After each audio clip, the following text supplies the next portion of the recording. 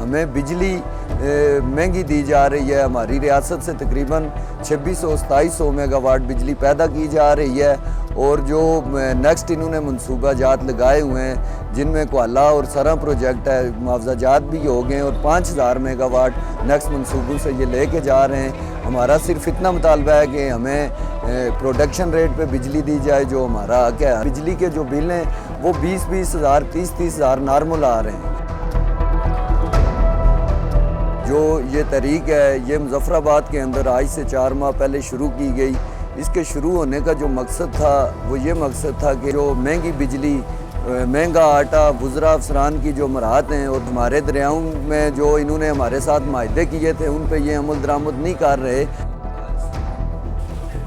हम इस तहरीक का बिल्कुल ही पुरअमन जो है हमारा आगाज़ था और हम आज तक पुरअमन है, लेकिन आप देखें कि इस पूरे पैराए के अंदर स्टेट ने जो है इस पुरअमन तहरीक को पुरतशद्दुद बनाने, गिरफ्तारियाँ और क्रैकडाउन की तरफ गई है। मेरे साथ बहुत सारे ऐसे भी दोस्त थे जिन पे 3 FIR बेक वक्त में काटी गई हैं, उन पे उदरगदारी और बगावत का मुकदमा हुआ हो।